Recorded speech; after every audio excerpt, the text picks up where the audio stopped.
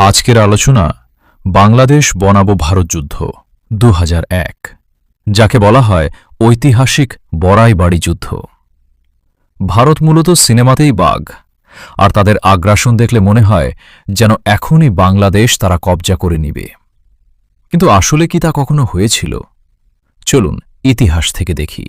তৎকালীন সময় বিডিআর মহাপরিচালক মেজর ফজলুর রহমান দায়িত্ব নিয়ে বলেন, বাংলাদেশি একজন সীমান্তে গুলিতে মারা গেলে লাশ পড়বে ৩ বিএসএফের। ইতিহাস বলে ১৮ এপ্রিল ২০০১। ভোরের আলো তখনও ফোটেনি। কুড়িগ্রামের রৌমারী সীমান্তের মানুষ তখন গভীর ঘুমে। হঠাৎ সে নিস্তব্ধতা ভেঙে ঝাঝালো গুলির শব্দ। কয়েকশো ভারী অস্ত্রধারী শত্রু সৈন্য ঢুকে পড়েছে বাংলার মাটিতে। প্রায় ৪০০ জন মিলিটারি নিয়ে বাংলাদেশ দখলের চেষ্টা। লক্ষ্য বড়াইবাড়ি বিপিও দখল করা। কিন্তু তারা জানত না, এখানে তাদের জন্য অপেক্ষা করছে ইতিহাসের সবচেয়ে বড় পরাজয়। তার আগে এখনও যারা আমার ইউটিউব চ্যানেল ও ফেসবুক পেজটি এখনও সাবস্ক্রাইব ও ফলো করেননি, দয়া করে দ্রুত সাবস্ক্রাইব ও ফলো করে দিন। চলুন যুদ্ধে ফিরে আসি। সিলেট সীমান্তের পদুয়া গ্রাম নিয়ে বিডিআর বিএসএফের মধ্যে উত্তেজনা তখন তুঙ্গে। পদুয়া পুনরুদ্ধারের ক্ষোভে ভারত বেছে নেয় রৌমারীর বড়াইবাড়ি সীমান্তকে। কোনো উস্কানি ছাড়াই আন্তর্জাতিক সীমান্ত আইন লঙ্ঘন করে প্রায় ৪০০ জন বিএসএফ সদস্য প্রায় ১ কিলোমিটার ভেতরে ঢুকে পড়ে। তারা ভেবেছিল ঘুমন্ত বিডিআর জওয়ানদের ওপর অতর্কিত হামলা চালিয়ে সহজেই এলাকাটি দখল করে ভারতের পতাকা উড়িয়ে দেবে।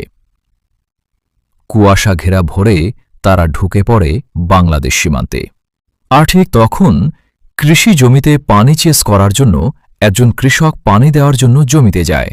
তখন কিছু মিলিটারি ওই কৃষকের দেখতে পেয়ে জিজ্ঞাসা করে যে এখানে বিডিআর ক্যাম্প কোথায়।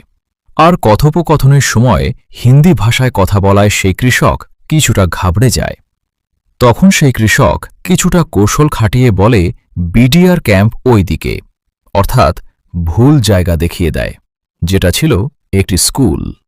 আর এদিকে সেই কৃষক কৌশল খাটিয়ে দৌড়ে গিয়ে বিডিআরের আসল ক্যাম্পে গিয়ে বলে দেয় যে ভারতীয় মিলিটারিরা আপনাদের খুঁজে এদিকে আসছে। তখনও ওই ক্যাম্পে বিডিআর ছিল মাত্র ৮ জন সদস্য। ওইদিকে ভারতীয় সদস্যরা ওখানে গিয়ে দেখতে পারে যে এটি একটি স্কুল। তারা ভুল তথ্য পেয়েছে। পরবর্তীতে তারা আবারও আসল ক্যাম্পের খোঁজে লেগে পড়ে। একসময় তারা পেয়েও যায়। বিএসএফের গুলিতে শুরুতেই কিছুটা অপ্রস্তুত হয়ে পড়ে বিডিআর। কিন্তু বীর বাঙালি কি দমে যাওয়ার পাত্র? ল্যান্স নায়েক ওয়াহিদুজ্জামানের নেতৃত্বে জওয়ানরা দ্রুত পজিশন নিলেন। শুরু হল পাল্টা আক্রমণ। থমকে গেল বিএসএফের দাম্ভিক অগ্রযাত্রা। সবচেয়ে অবাক করা বিষয় ছিল সাধারণ মানুষের ভূমিকা। হাজার হাজার গ্রামবাসী হাতে লাঠি, দা আর কোদাল নিয়ে জওয়ানদের পাশে এসে দাঁড়াল। কেউ খাবার পৌঁছে দিল, কেউ জীবন বাজি রেখে গুলি ভর্তি ম্যাগাজিন যোগান দিল। বিএসএফ বুঝতে পারল তারা কেবল একটি বাহিনীর সাথে নয়, একটি গোটা জাতির সাথে যুদ্ধে নেমেছে। ঘণ্টার পর ঘণ্টা যুদ্ধের পর বড়াইবাড়ির মাটি বিএসএফ সদস্যদের লাশে ভরে গেল।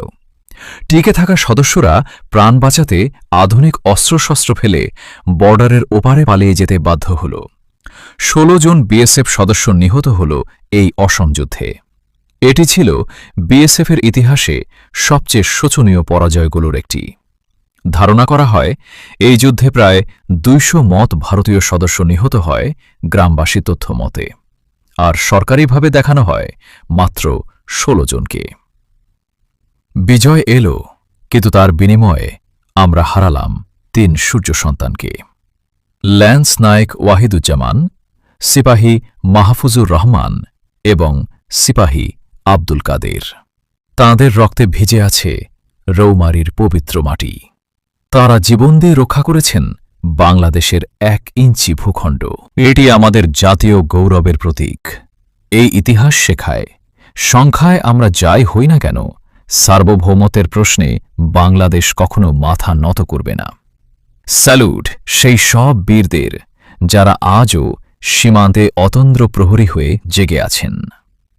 আপনি কি জানতেন এই বীরত্বগাথার কথা? কমেন্টে জানান আর শেয়ার করুন এই ইতিহাস। আজ এই পর্যন্ত। বাংলাদেশ জিন্দাবাদ। ইনকিলাব জিন্দাবাদ।